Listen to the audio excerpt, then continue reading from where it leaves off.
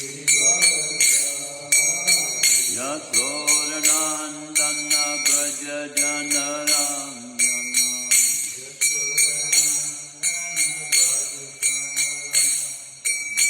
Yamuna Tira Vanachari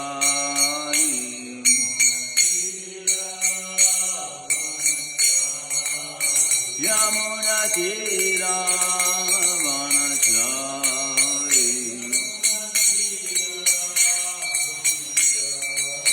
Jaya Radha Madhava Kunja Bihari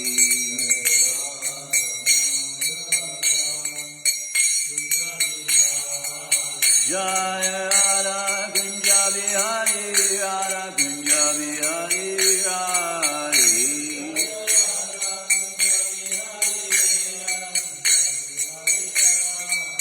Jaya Jagannath Jaya Jagannath Jaya Balaji Mai Subhadra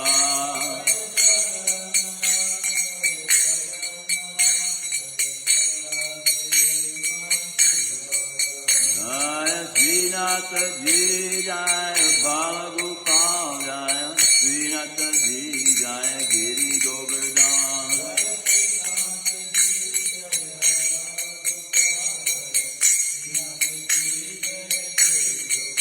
Jaya Gaurani Jai Jaya Gaurani Jai Jaya Gaurani Jai Jaya Gaurani Jai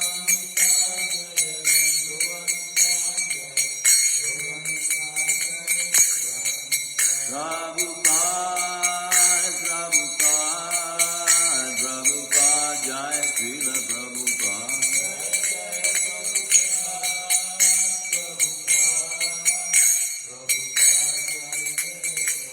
Jaya Jaya Gurudev Gurudev Gurudev Jaya Jaya Gurudev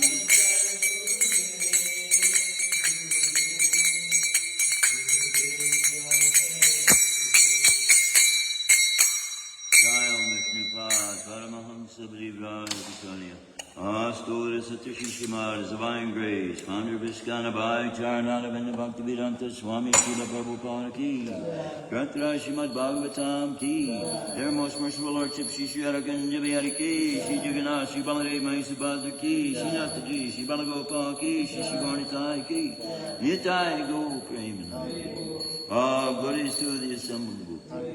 All glories to the assembled group. All glories to the assembled group. All glories to the Lord, Spirit of Shri Guru and Shri Gauranga.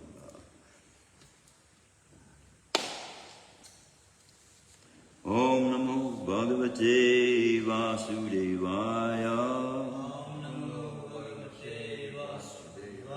Om Namo Bhagavate Vasudevaya. Om Namo Bhagavate Vasudevaya. Narayanam Namaskritya Naram Chaiva Narottamam Devam Saraswatim Vyasam Tato Jayamudiraya Nasta Prayashu Bhadreshu Nityam Bhagavata Sevaya Bhagavati Uttama Shloke Bhaktir Bhagavati Naishtaki. Reading from Shrimadbhagavatam, Canto 1, Chapter 7, Text 10. Sutta Uvacha Atmaramas Cha Munayo Atmaramas Cha Munayo Nirgranta Api Urukrame Nirgranta Api Urukrame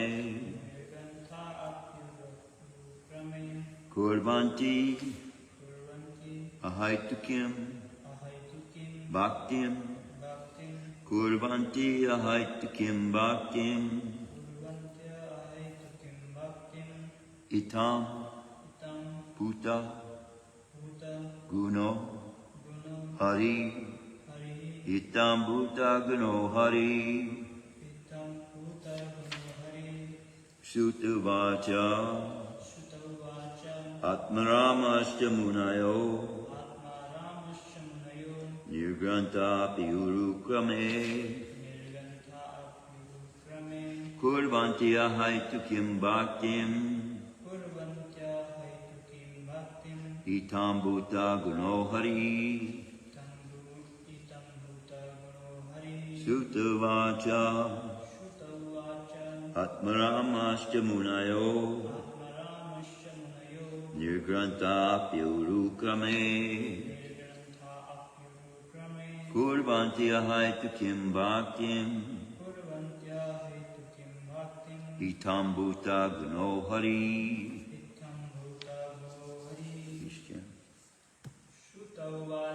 Sutavacha Atmaramascha Munayo Nirgranta Pyurukame Kurvantya Haitukim Bhaktim Itam Bhuta Guno Hari. Sutavacha. Sutta Goswami said, Atmarama, those who take pleasure in Atma, generally spirit to self. Cha, also. Munaya, sages. Nigranta, freed from all bondage. Api, in spite of. Urukrame, unto the great adventurer. Kurvanti, do. Ahaitakim, unalloyed. Bhaktim, devotional service.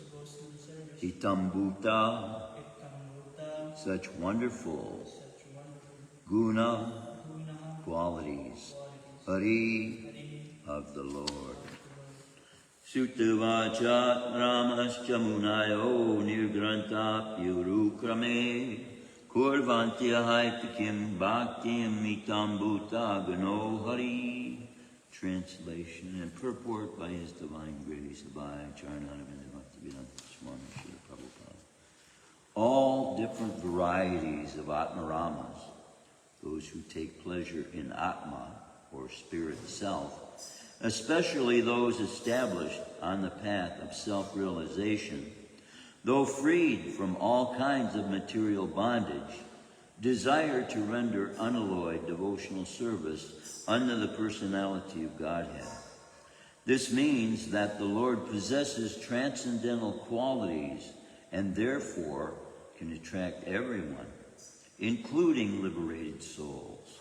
Please repeat. All different varieties of Atmaramas. All different varieties of Atmaramas. Those who take pleasure in Atma. Those who take pleasure in Atma. Or spirit self. Especially those established on the path of self-realization. Though freed from all kinds of material bondage. Desire to render unalloyed devotional service. Unto the personality of Godhead. This means that the Lord possesses transcendental qualities and therefore can attract everyone, including liberated souls. All different varieties of Atmaramas, those who take pleasure in Atma or spirit self, especially those established on the path of self-realization, though freed from all kinds of material bondage, desire to render unalloyed devotional service unto the personality of Godhead. This means that the Lord possesses transcendental qualities, and therefore can attract everyone, including liberated souls. Purport by His Divine Grace of Charnanavinda Bhaktivedanta Swami Srila Prabhupada. Lord Sri Chaitanya Mahaprabhu explained this Atmaram sloka very vividly before his chief devotee, Srila Sanatana Goswami.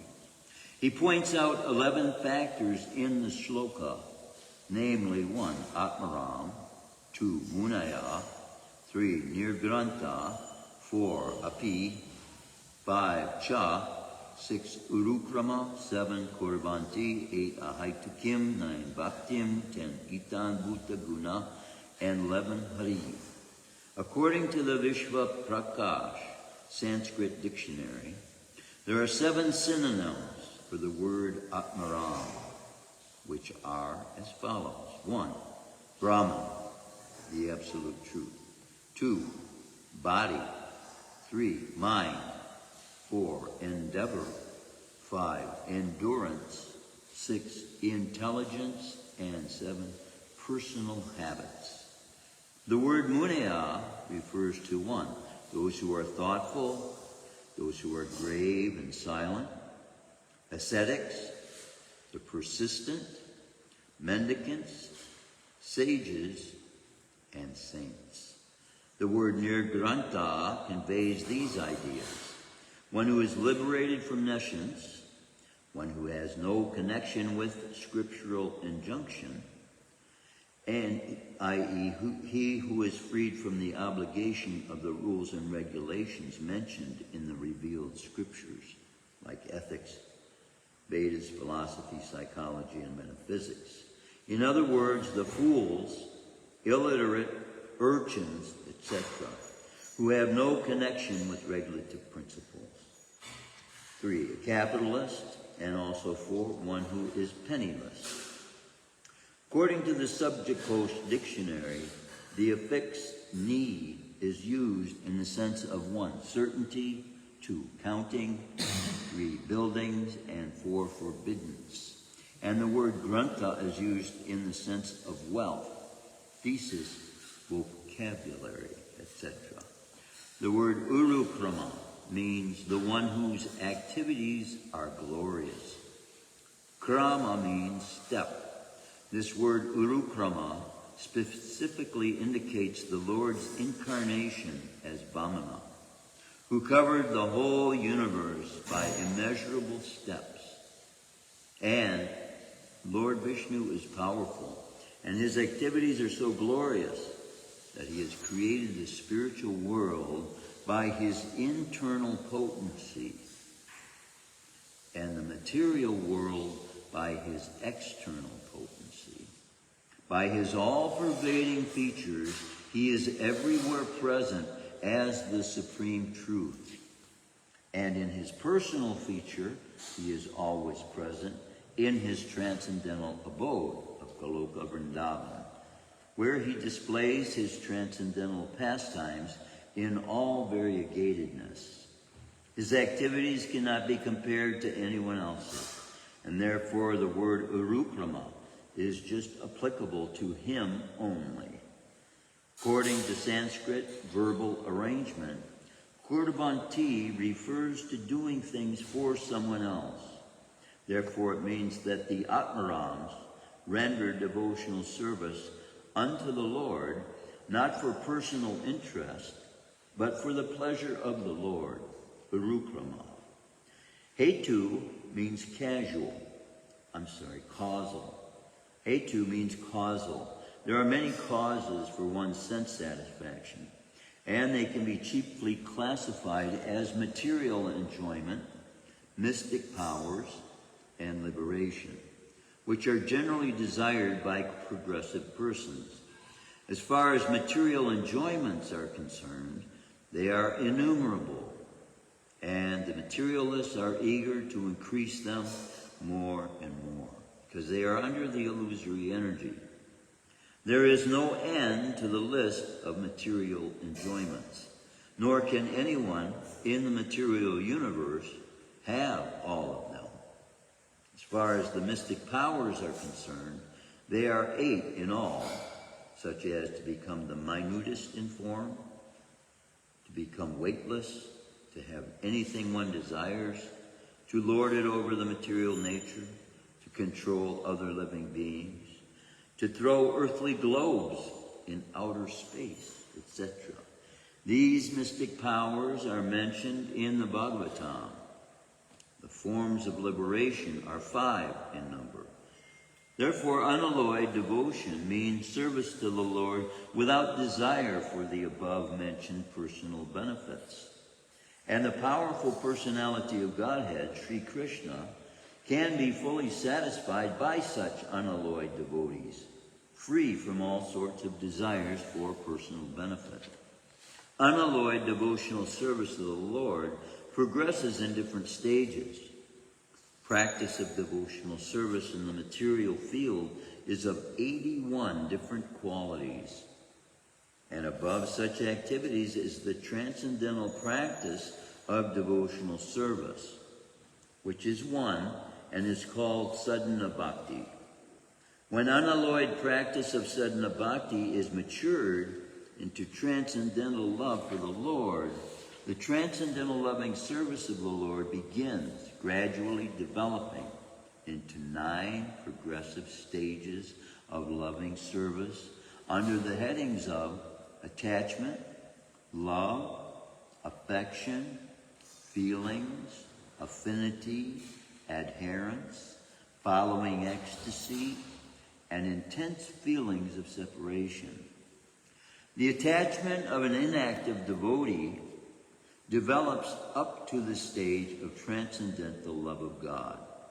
Attachment of an active servitor develops up to the stage of adherence.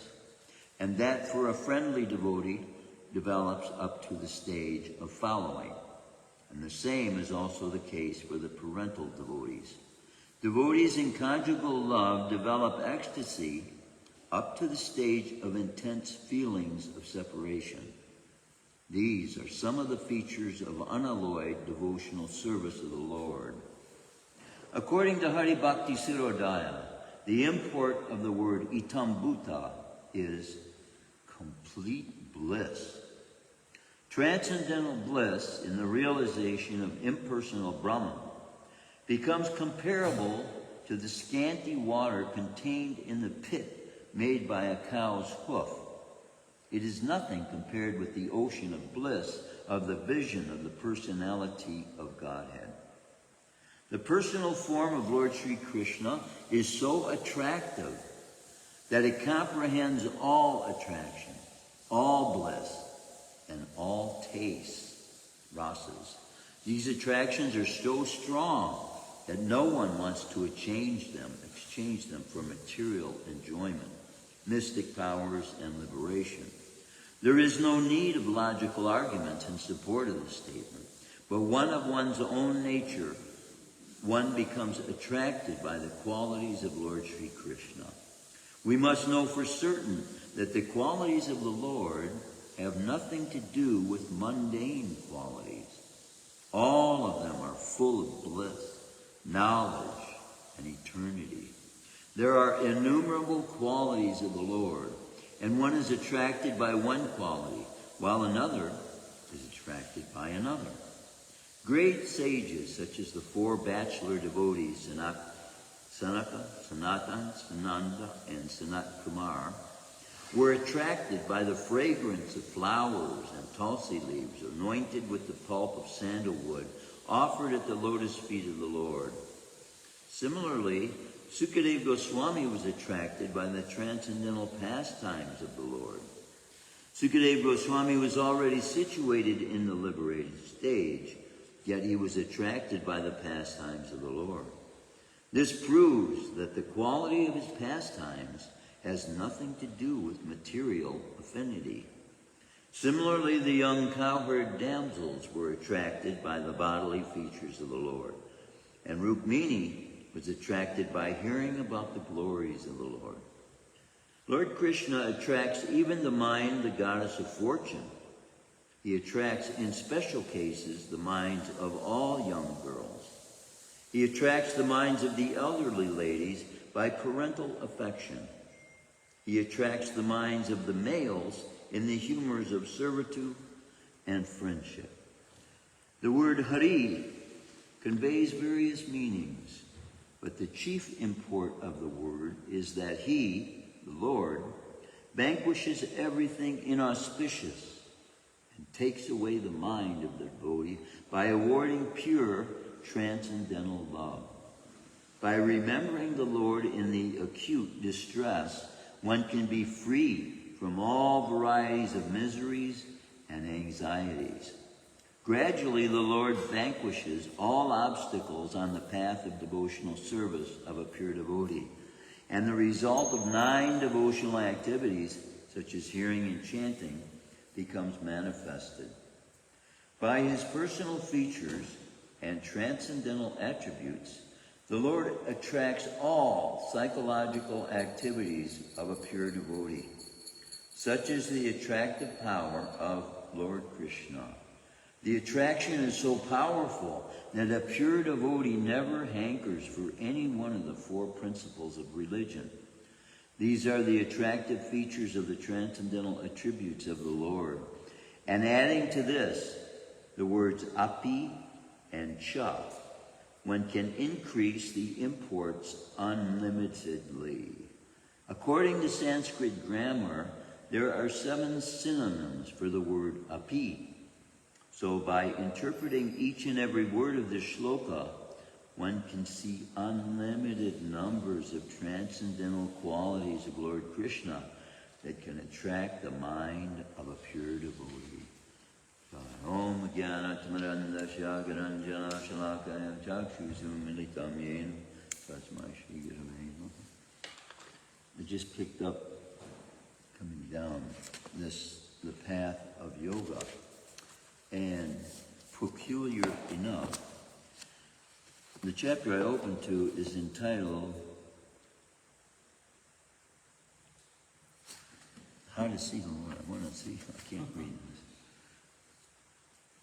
Learning how to see God. And this text gets into seeing God as well. What I read this morning, Bhakti Rasamrita Sindhu, Jai Shri Radhakunja Bihari Jai Jagannath, Jai Baladev, Manisha Bhadra, Jai Shri Ganesha. When Krishna's growing up, in his 15, 16, 17-year-old years, this is like the prime of his youth. And this is a point in our own development as well, is when the body makes the most, growth, I suppose, towards strength and that kind of thing.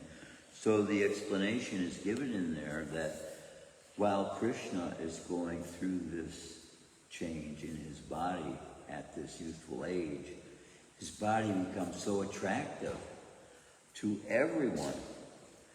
Even the married women start becoming distracted with their minds from their husbands because he is so beautiful. And so now over and over again, this is bringing out the features of how beautiful Krishna's body is. So here, Srila Prabhupada reveals to us learning how to see God. For him who has conquered the mind is the best of friends. But for one who has failed to do so, his mind will remain the greatest enemy. This is from the Bhagavad Gita, chapter 6, verse 6. The purpose of yoga is to make the mind into a friend. In material contact, the mind is in a kind of drunken condition, as stated in Chaitanya Charitamrita, Madhya Lila, chapter 20, verse 117.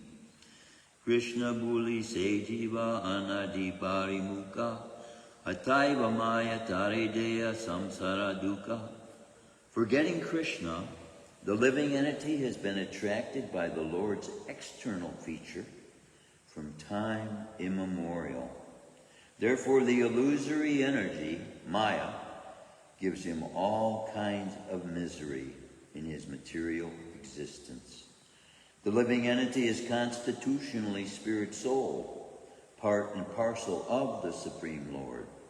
As soon as the mind is contaminated, the living entity, because he has a little independence, rebels. In this state, the mind dictates, why should I serve Krishna? I'm God. Thus one labors under a false impression, and his life is spoiled. We try to conquer many things, even empires, but if we fail to conquer the mind, we are features even if we manage to conquer an empire. We are failures even if we manage to conquer an empire.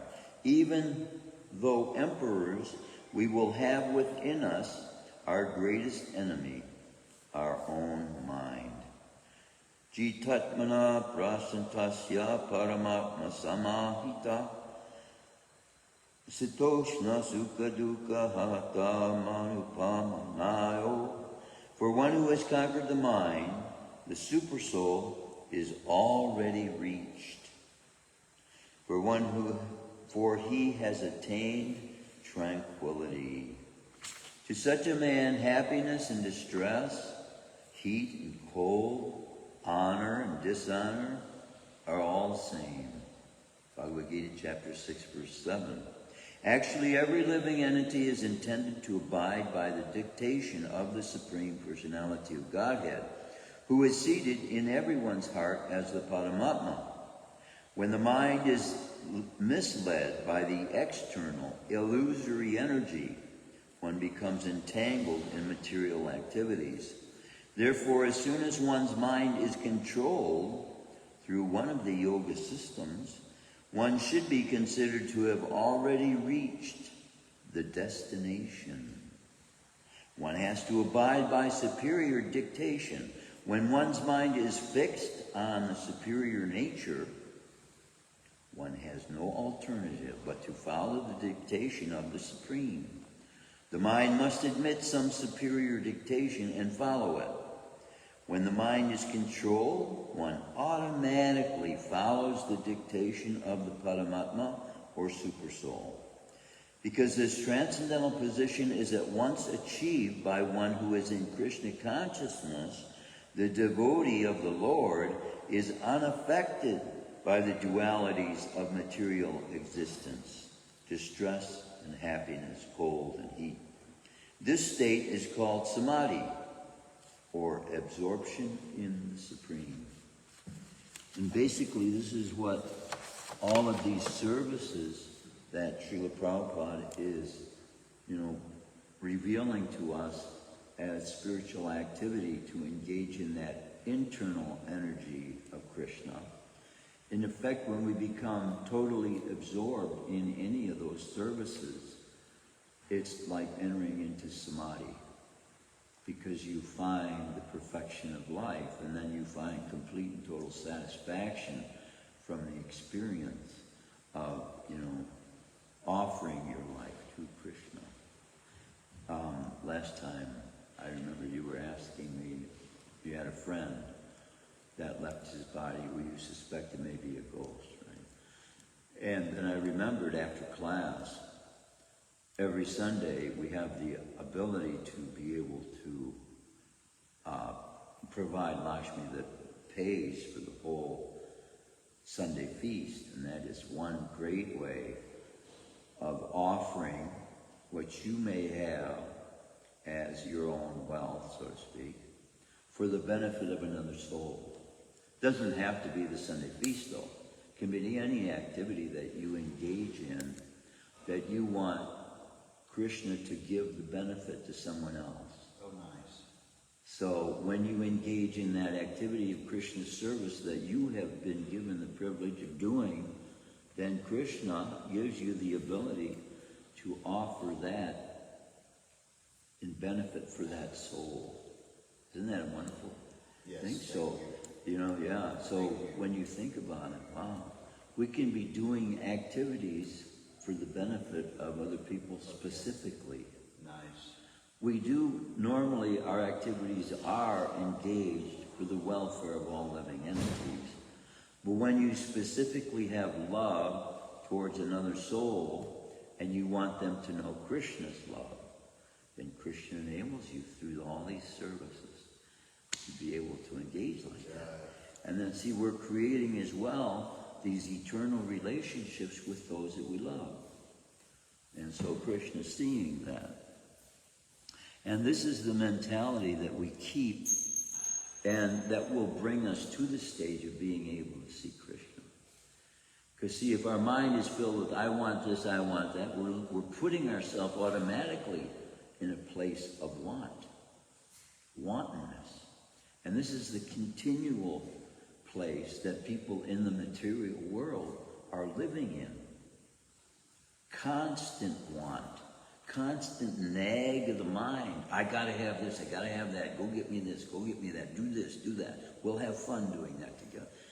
And these kinds of things is keeping us eternally bound by its power, because it is such an illusion to us, the idea that we have to experience pleasure.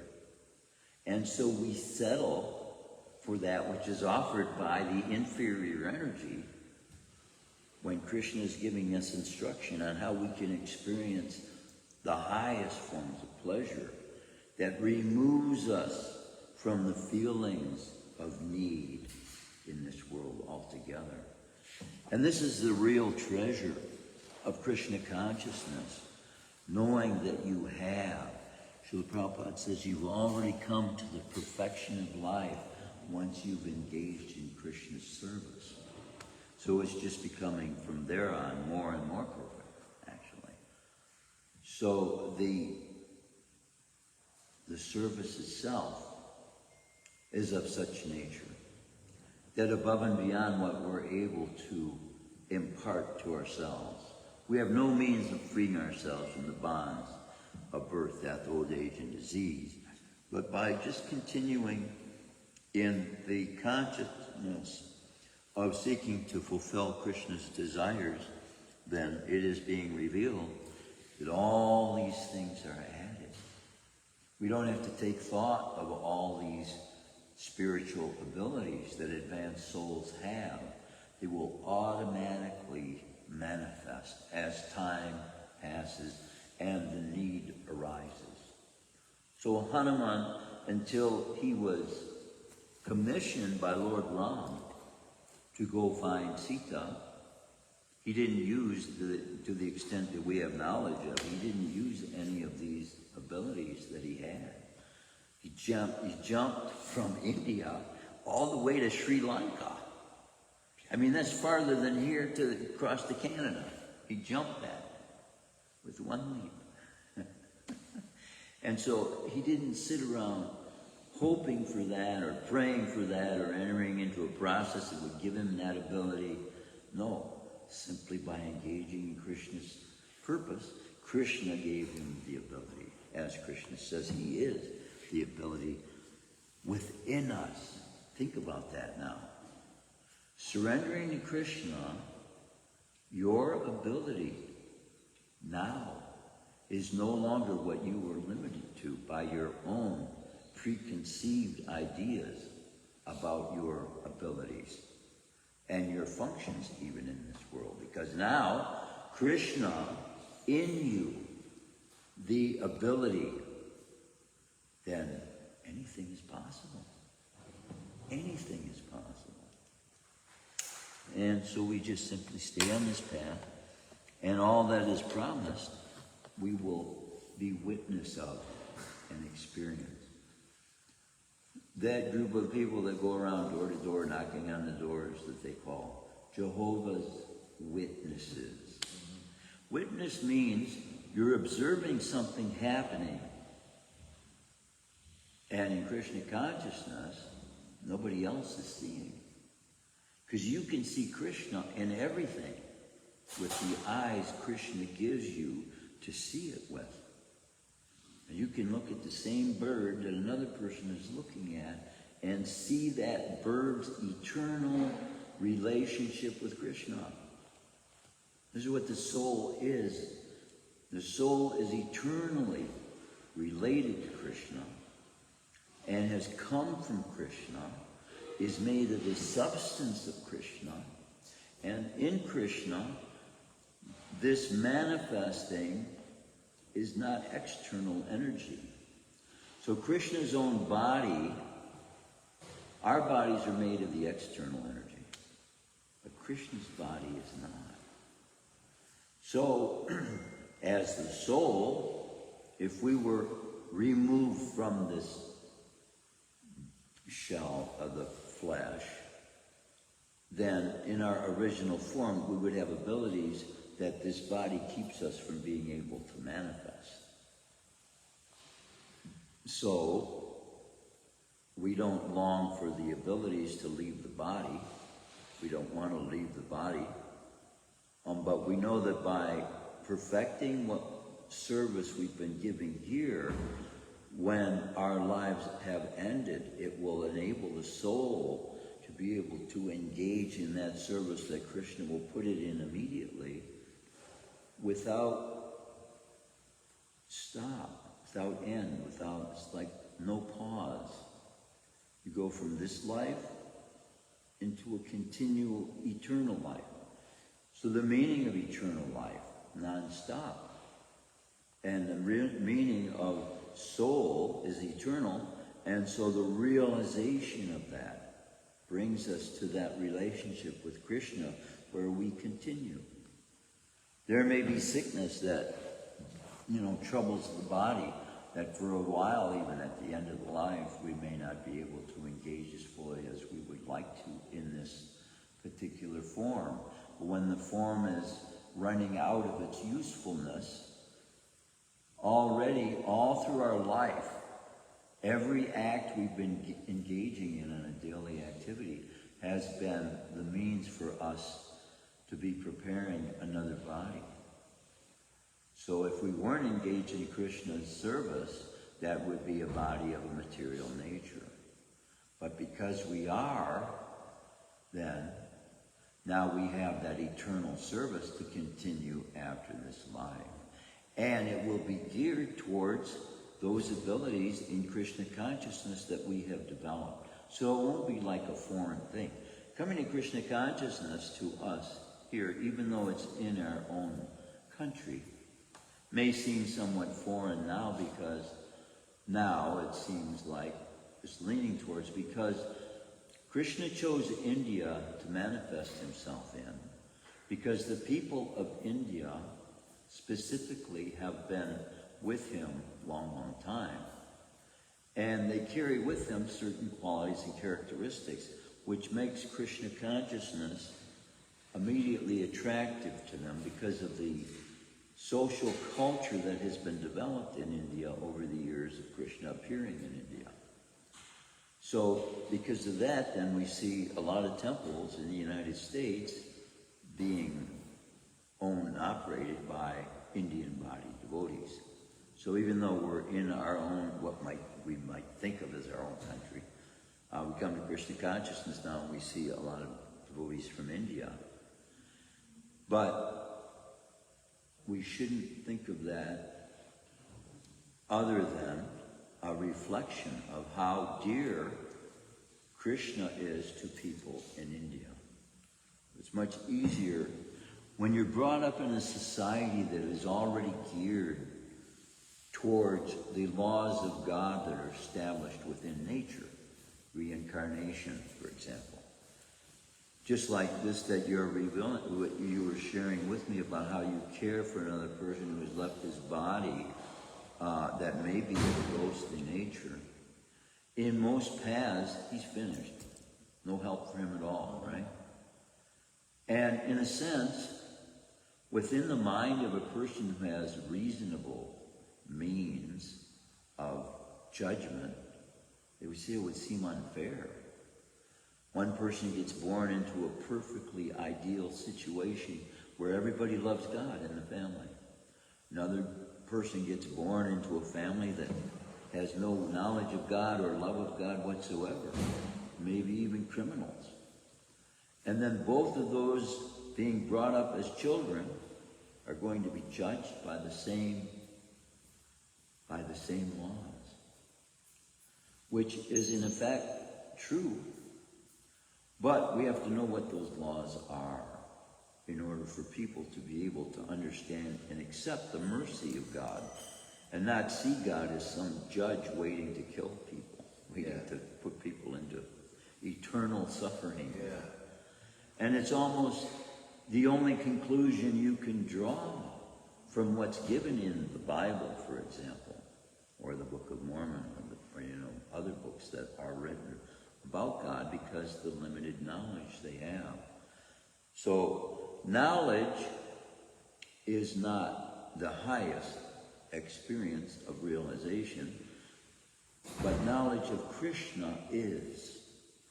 So it is knowledge of Krishna and all of his precepts that will give us a more complete picture of how merciful and how mercy itself is built into all. Even when the lion grabs the prey, it's a quick activity that takes place. It's made by nature to happen relatively fast. There's suffering there, but by the suffering causing the living entity that is being subdued to think about the one subduing him, giving him a more elevated life the next time around. We don't see that from other perspectives, though. We see that as just cruel nature, one soul taking the body, the life of another soul. But incorporated into the process of reincarnation is a form gradually made to bring the human being, to bring the soul to the stage of human being. And then human being is meant to get out of the world altogether. So when we don't use the function we have as human beings to be able to determine between the external energy that we look for satisfaction and the internal energy that we get satisfaction from Krishna, if we don't exercise that ability, we'll be left with the same ends as animals have, because that's what they're living. They're just living to exist, basically, which is what animals are doing. Killing to exist. And human beings think of themselves above that because they don't have to kill to exist. But still, nevertheless, they don't know what life lies in the seed. They don't know the soul lives in the seed, that they once were in any kind of seed you can think of. We were all in those seeds as well. And think how it would seem almost impossible. Those seeds that are thrown away in the garbage, how do they ever have a chance at becoming a human being? And yet Krishna has made within, there is no such thing as waste in this world. The world has at least everything it had when it was first made, right? But it's transforming, it's changing. So we have every facility that those living entities who were given Krishna prema, we have the same facility being offered here. It's according to the development of our spiritual desire to find love of Krishna and the extent of the energy we expend to try and find that will, how can you say, prod Krishna. Srila Prabhupada says, yeah, you can command Krishna by love, only by love. So if your love for Krishna becomes so intense, you're willing to go through whatever suffering this world has to offer it. That's love. And then Krishna reciprocates. Because as much endeavor as we feel as though we are making in this attempt at performing bhakti and performing pure bhakti, to obtain pure love of God, what Krishna did to start it all, I mean, we can't even compare the amount of energy required to put all these planets in place, to put all these universes where they are. But then when you look at how powerful Krishna is, all this exertion of energy that we see displayed, he's revealing is like nothing. It's just like a spark. You know, when you make a spark, you can scruff your foot on the floor and make a spark of electricity. And it doesn't take anything out of your own personal energy. And that's, it seems, what Krishna is seeming to suggest, that all of the material universe are to him nothing, just little specks. And so that's the perspective that he reveals, which is Krishna consciousness, through revealing that all these universes are coming from the pores of his body. And they have been since time immemorial. There's no time that he wasn't doing that. And so now he's bringing us to that stage of elevated consciousness where we can be aware of how fallen all the souls in this world are without knowledge of Krishna, and how much suffering is being endured, experienced, with nothing in the end. When karmis are looking for satisfaction in that which provides suffering, the end result of that is suffering. They feel as though that paycheck at the end of the week is sufficient. It's enough, right? And they look and gain the job, the capabilities they have, developing the abilities they have to be able to perform this function in the world, to finally find what they feel is like enough so that they can be happy, right? But it takes much endeavor in this physical energy to do that. And when you come to Krishna consciousness without the desire for any of those things, then Krishna just pours out this nectar which you can't even hold the amount of. This that we're seeing inability in our consciousness and our experience of love and life as a whole, Krishna completely opens up the realms of reality to us and makes us aware of what can be possible now.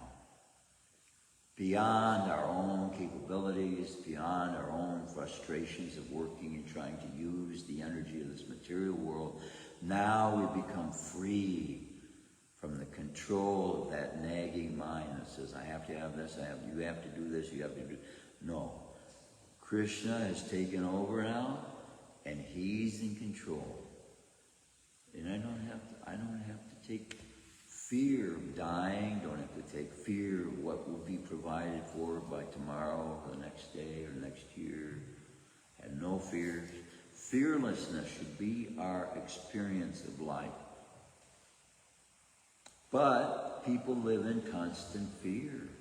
Can you imagine being born in a country that has been involved in war for 30, 40, 50 years, and all they know is bombing, guns being shot? We hear, with crime going on in Detroit, in the night you can hear gunshots going off, which is somewhat fearful, but we know mostly limited to the night activities, and it was amongst people that are themselves. But when you're born in a country where that's just the constant norm, how are you going to know what peace is? It's so, so we are very fortunate, born in a country where practice of religion is freedom. We are free to practice whatever religion we have. We can go out on the streets and sing and dance and enjoy the way life was meant to be experienced, but not with the hope to enjoy it. Love and the fullness of it is present at every moment to be experienced. But we put it out of our minds through the day we forget that it's there available to be experienced.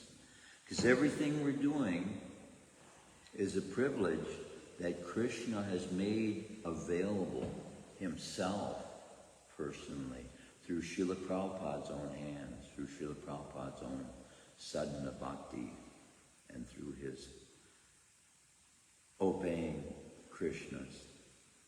Who could think of themselves as able to perform the kinds of functions Srila Prabhupada did at such an advanced age.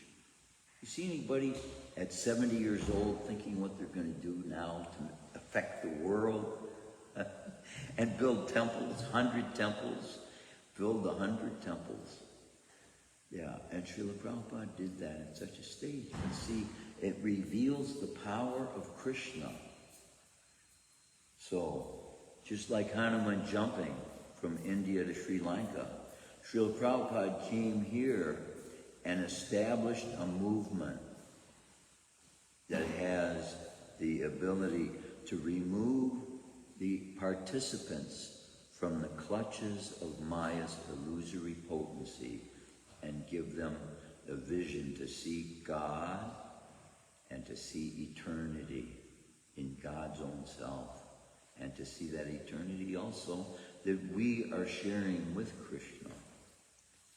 That's self-realization. That's Krishna consciousness. That's the greatest gift that I have found that human life has to offer. I don't know if somebody can find something greater. I'll listen. But until then, I'm going to follow Krishna. He's the greatest one I've seen ever, anywhere.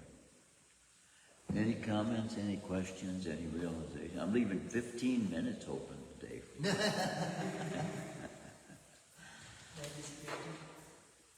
No, that is very nice. That's very cool. Thank you. Krishna's mercy. Like this sloka, that was Atma Atma, it's describing of the quality of being happy within, Yeah. being happy with the self, happy with the self in many different ways. So kind of this I figured out long before. I want to be for me to be happy was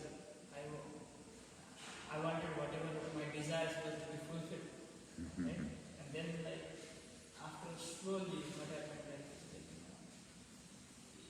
even with the desires, without the desires fulfilled, so all of this, whatever I got till now, right?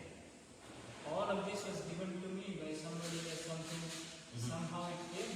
It just came, right? That's Krishna's energy. Just being grateful for all those things. Yeah. The happiness is just there. Then Atma Ram. See, what you're saying is so much proof.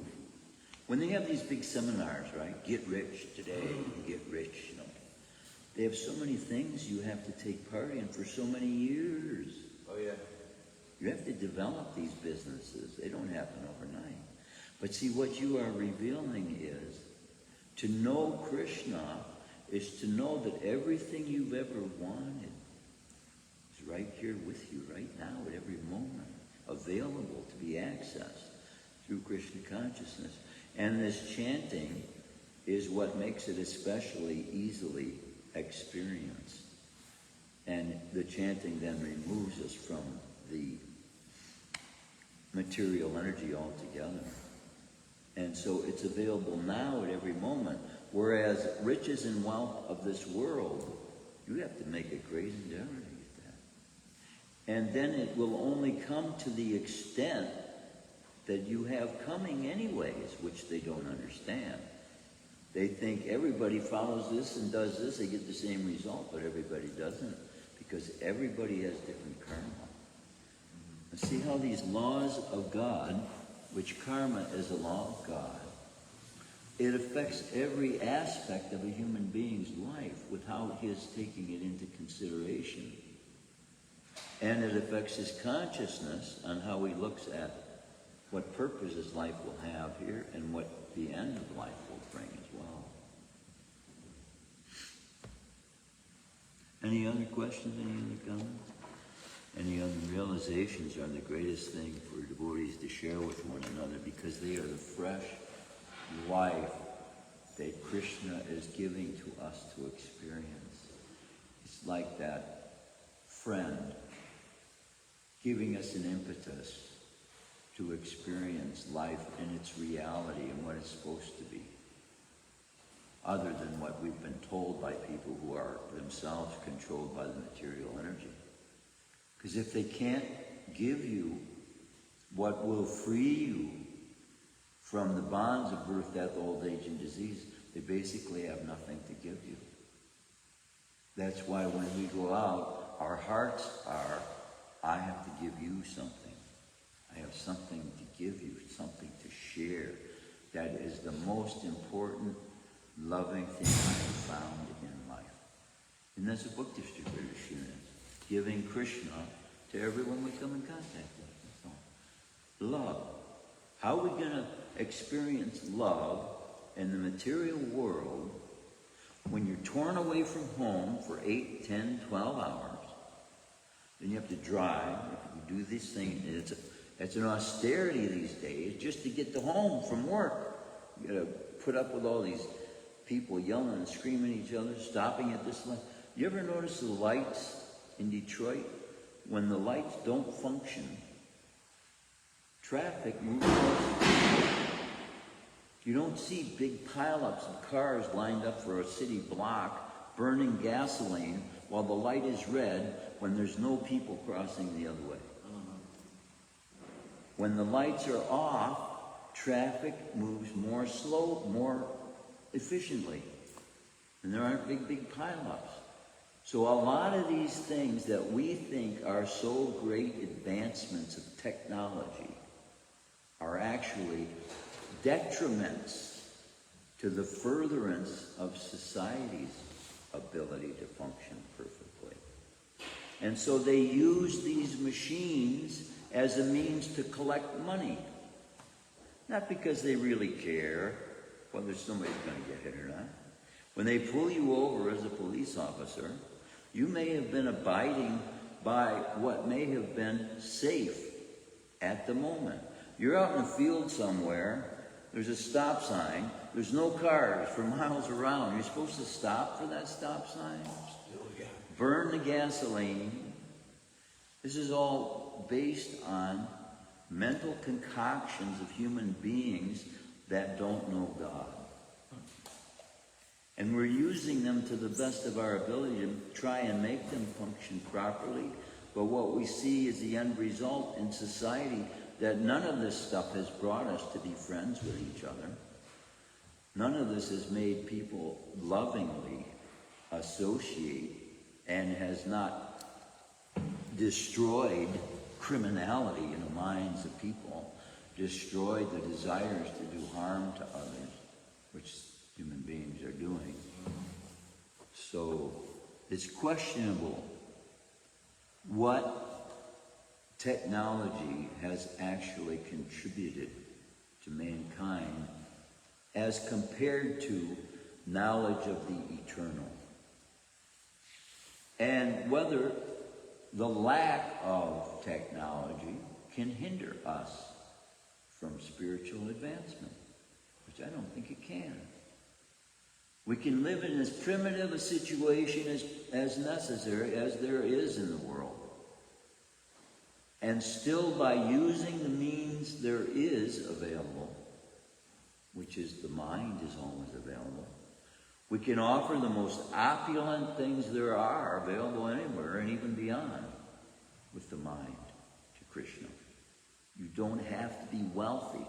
You can be the poorest person in this world and still have the ability to offer the greatest, most opulent sacrifices to God. That's amazing when you think about it, isn't it? So poverty has no restriction on spirituality.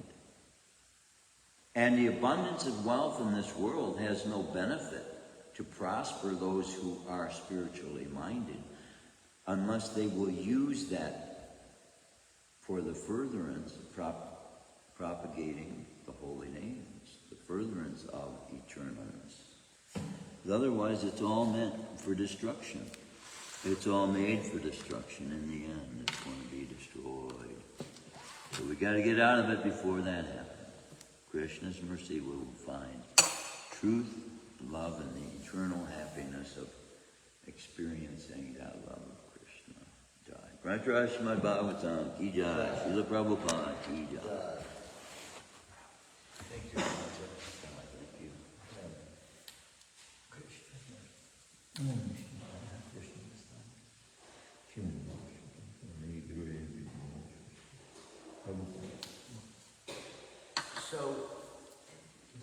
microphone, like where it's sitting right now, Yeah. really helps because for some reason on Facebook the volume's a little reduced. I noticed lately it's been reducing, and when I Yeah. put the microphone on full blast, it overpowers that and it comes out like an echo something kind of thing. Oh, wow, weird. Yeah, so I was doing away with the microphone altogether, but see this microphone, I don't think it's on. It is on public, and Oh, it it was is? helping. I could hear it helping Oh, in it the is. hall. Wow, all right, okay. So, and maybe if you keep that distance from it, it won't Yeah, feedback. it won't be bad. Can I have your garland, please? Yes. Thank you. Thank you. Yeah, thank you so much. No. So, Krishna was saying that there's like over 100 people viewing a day. Yeah, it is nice.